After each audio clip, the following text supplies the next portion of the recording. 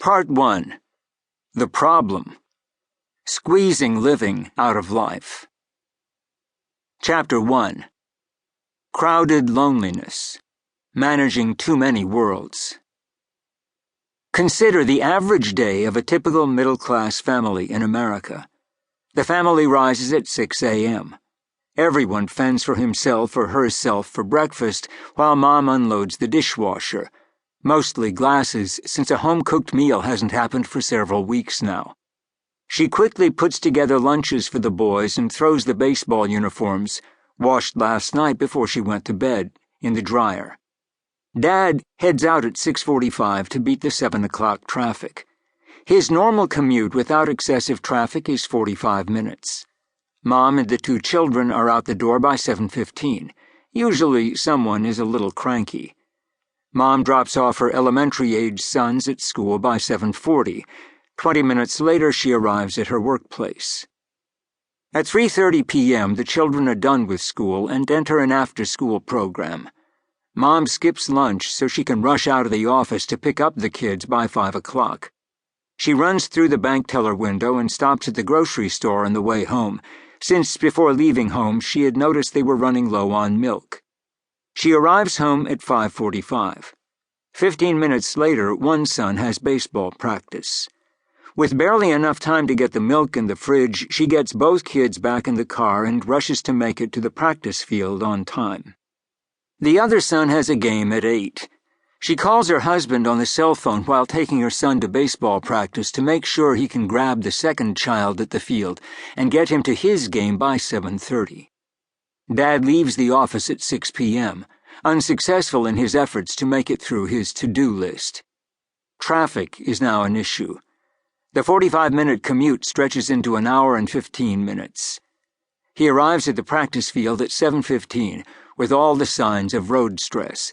He kisses his wife, waves to his son in center field, whooshes the second son into the SUV, a mere $700 a month, and heads to the game field about 15 minutes away. Son number 1 finishes practice at 7:30 and he and Mom head for home.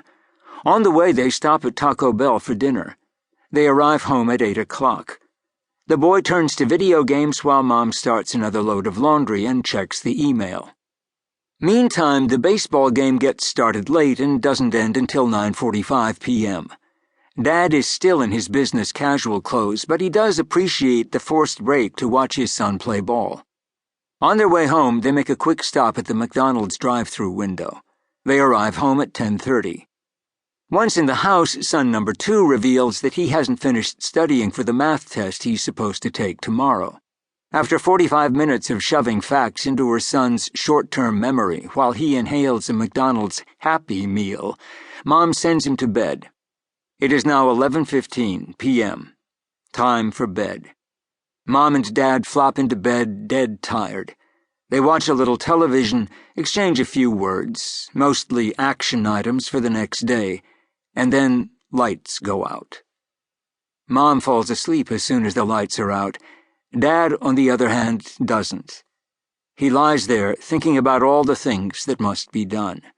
He knows he needs to sleep, so he gets up and swallows a sleeping pill. It seems to be the only way he can get a good night's sleep lately. It bothers him a little, but he doesn't see any alternative. Tomorrow promises more of the same. Things seem a little harried and out of hand, but the following assumptions keep the family from making any changes.